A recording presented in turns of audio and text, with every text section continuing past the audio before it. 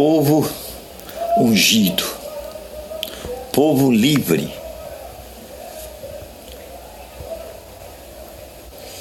Aí está o povo cristão. Nação santa,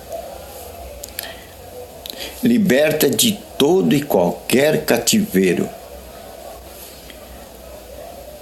Aí está o povo de Deus, o povo dirigido pelo Espírito de Deus.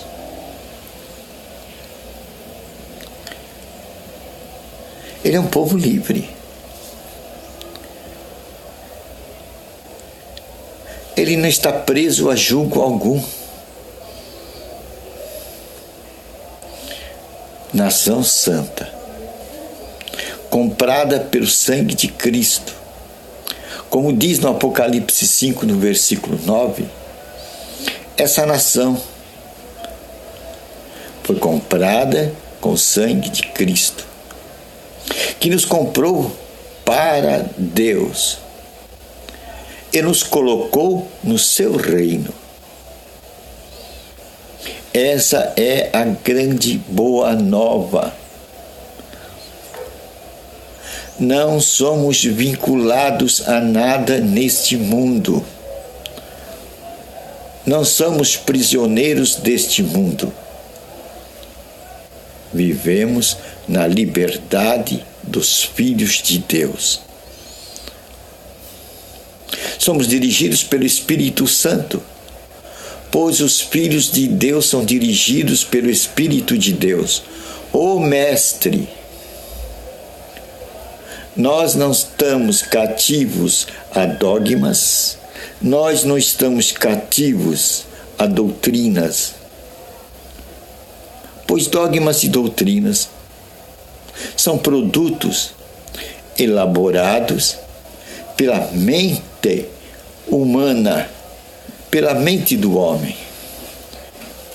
Mas o Filho de Deus, pertencente à nação santa, comprados pelo sangue de Cristo, como diz Apocalipse 5, versículo 9, que nos comprou para Deus e nos colocou no reino de Deus. Este povo é um povo consciente e tem consciência da sua consciência. É um povo livre. Ele não está preso por cativeiro algum.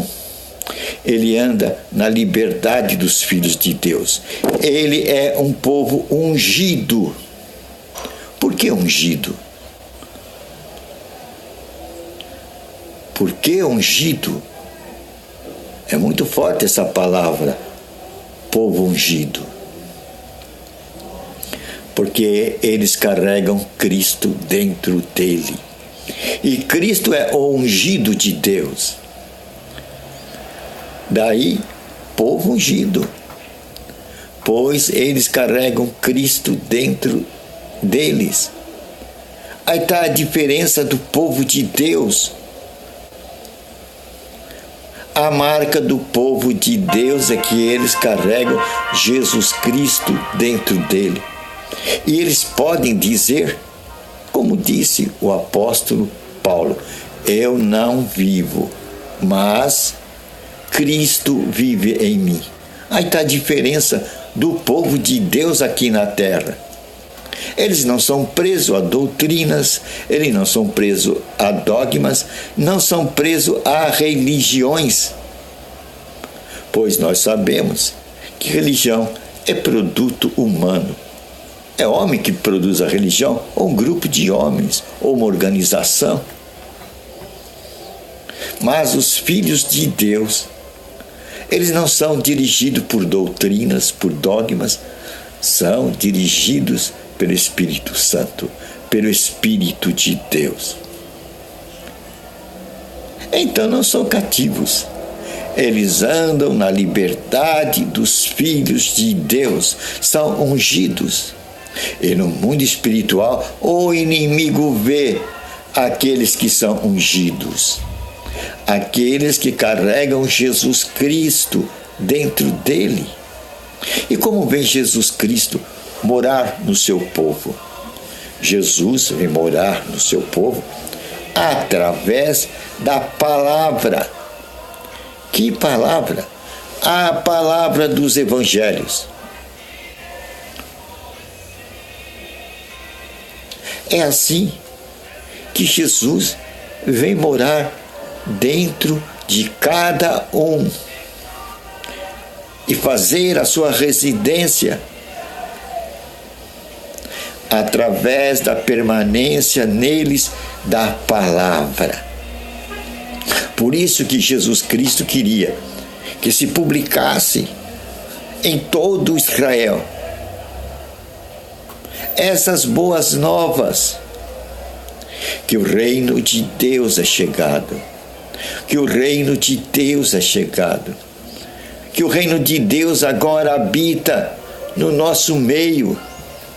Em outras palavras, Jesus estava dizendo que nós estamos mergulhados no reino de Deus, no aqui e no agora. Passasse essa visão para todo mundo, para todas as gerações. E quando nós passássemos essa visão para toda a nação, para toda a tribo, para toda a língua, virá o fim. Essa visão da liberdade dos filhos de Deus. Aqueles que carregam Jesus Cristo dentro deles. E por isso foram comprados pelo sangue de Jesus Cristo e colocados no reino de Deus. Comprados para Deus. Muitos não estão sabendo dessa autoridade que eles têm. Eles são ungidos e não sabem que são ungidos. E por serem ungidos, Satanás os teme e foge deles, pois eles carregam Jesus Cristo ungido dentro deles. Eles dizem, como Paulo, eu não vivo, mas Cristo vive em mim.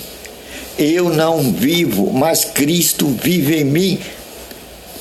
Aí está o fundamento do ungido, daquele que Satanás vê e foge dele. Quando ele ora, acontece, pois Deus ouve a oração dos seus servos e Deus confirma a palavra dos seus servos. Quem são os seus servos? São aqueles que têm Jesus dentro deles. Aqueles que podem dizer a mesma palavra que disse o apóstolo Paulo: eu não vivo, mas Cristo vive em mim. Isto é uma questão de consciência. Isto é uma questão de consciência. É o cristão consciente. Não é meramente um sentimento. Não é meramente uma ideia. E isto é uma realidade no campo espiritual, que o homem natural não pode perceber, não pode desfrutar, pois o homem natural não herda o reino de Deus. Ele é natural. Ele não conhece a vida eterna. E por ser natural, ele é mortal, pois ele não carrega dentro de si a imortalidade. Ele vai passar pela terra, não vai ficar para sempre. E ele sabe disso. E quando ele olha para o cemitério, ele fala: ali está o meu fim. Eu vou para o pó e só vou me levantar no dia do juízo para receber a condenação e desaparecer no fogo do Espírito Santo. Ele é mortal, ele é natural. Ele vai voltar para o desaparecimento. Mas Jesus não quer que nenhum se perca. Por isso, a grande necessidade de pregar o Evangelho para que eles recebam a vida eterna. e se tornem eternos, se tornem filhos de Deus, recebam a natureza de Deus. Pois Jesus veio exatamente para isso, para nos dar vida eterna. A natureza de Deus. Deus é eterno, mas Deus é espírito. Por isso que Jesus disse: as minhas palavras são espírito, as minhas palavras são vida, mas um tipo de vida, vida eterna. É isso que quer dizer: o reino de Deus é chegado. Nós podemos nos revestir e passar hoje para o nosso próximo a eternidade. Recebam a eternidade. Nós temos esse dom da eternidade na nossa boca, no nosso coração. Quando temos Jesus Cristo no nosso coração. Quando podemos dizer como Paulo: eu não vivo, mas Cristo vive em mim. E é simples Cristo viver dentro de nós. É quando colocamos dentro de nós a palavra eterna. Quando colocamos dentro de nós as palavras de Jesus Cristo. Pois Jesus disse: as palavras que eu vos digo, não as digo de mim mesmo. Estas palavras que eu passo para vocês, elas são palavras que eu vi e recebi do meu Pai.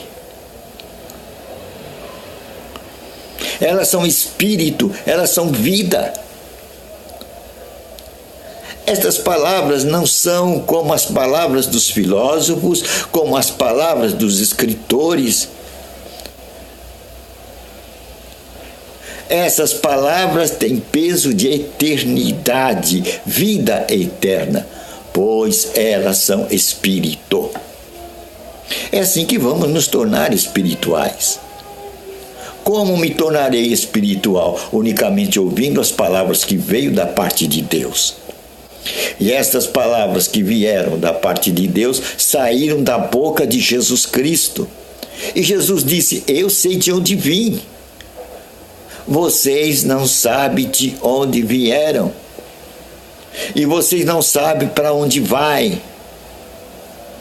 Essa palavra serve para os sábios desta época e de todas as épocas. Eles não sabem de onde vêm e não sabem para onde vão. É a ciência. A ciência não sabe a sua origem. Ela fica chutando a sua origem. Quando eu era criança, dizia que o homem veio do macaco. A ciência dizia isso. Depois o tempo passou, diz que veio de uma ameba. Hoje diz que já não é o homem, o universo explodiu de um tal Big Bang. A ciência não sabe o começo. E ela não sabe como o fim. A ciência não sabe como vai terminar. Mas o homem se vangloria do conhecimento da ciência. E hoje em dia é colocada a ciência como a visão do todo. Quando ela caminha nos caminhos da dúvida. Por isso que Descartes fez o método da dúvida. É o método da ciência. Nós, porém, caminhamos com o método da fé. Nós sabemos nossa origem, que é em Deus. Nós sabemos nosso transcurso, que é viver em Deus. E nós sabemos nosso fim, passar a eternidade com Deus. Somos ungidos, e por sermos ungidos, somos poderosos. O diabo treme. Quando você tem a consciência que você é ungido, o diabo treme. Pois ele, quando olha dentro de você, ele vai ver quem? Jesus Cristo dentro de você. A palavra de Deus, a eternidade.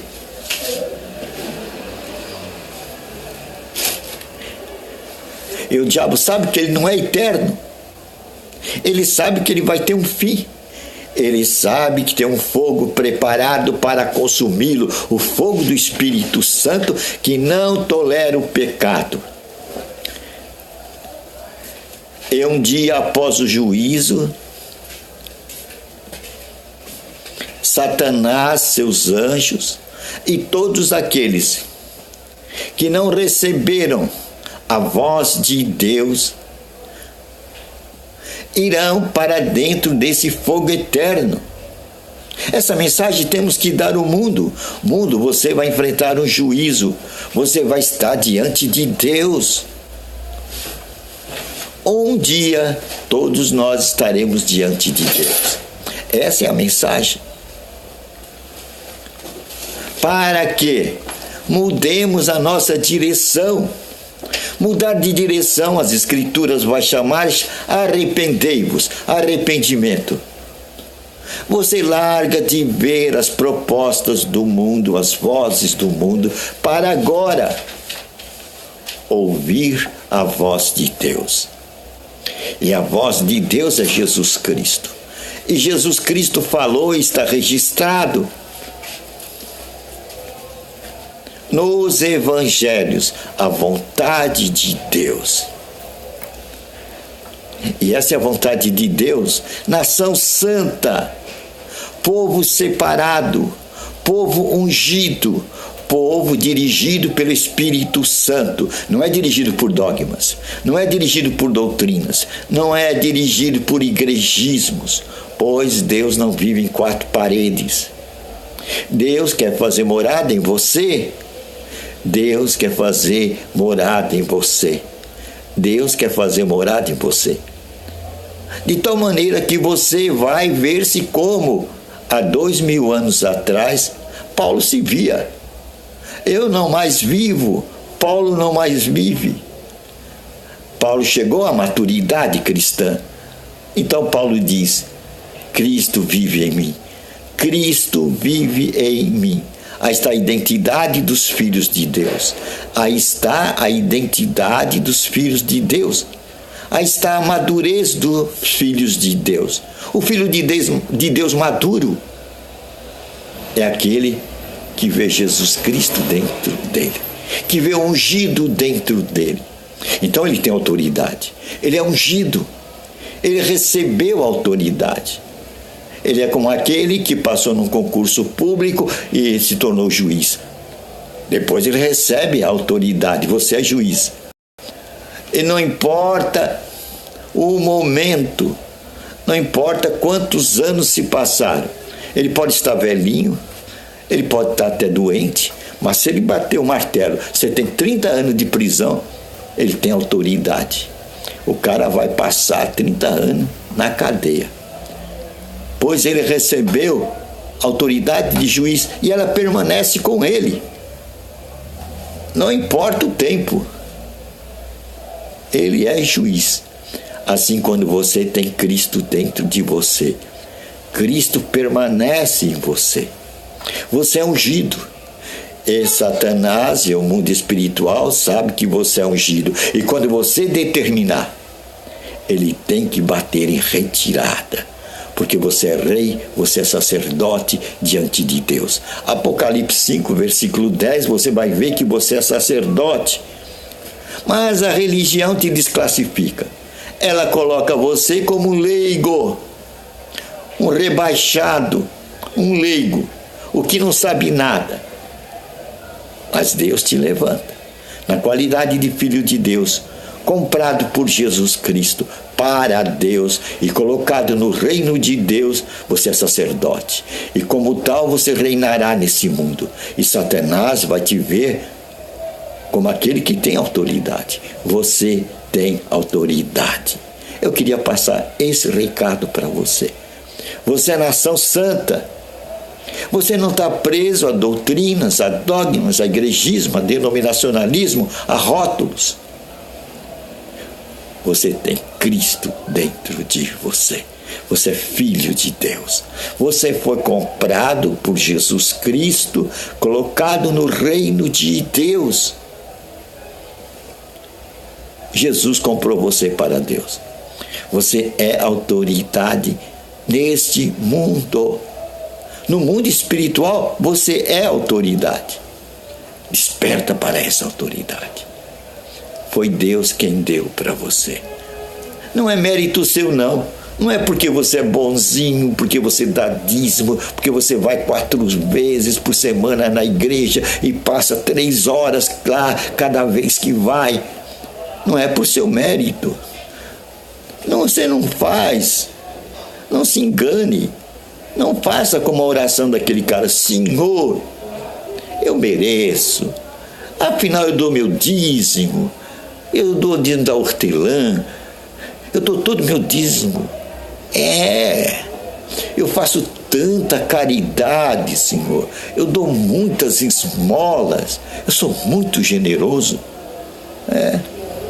Jesus disse: isso aí, esse que acha que vai conseguir a eternidade por seu próprio esforço, esse já se justificou a si mesmo. Esse não precisa da justificação do sangue de Cristo. Ele já se acha bom, ele já se sentenciou. Esse não voltou bem-aventurado para casa. Pois as Escrituras dizem no capítulo 5, no versículo 9, que nós fomos comprados por Cristo e Cristo nos comprou para Deus. O mérito não é nosso. Nós vamos depositar nossa coroa de reis e sacerdote aos pés de Cristo, pois Ele foi quem nos comprou para Deus. O mérito todo está em Jesus Cristo.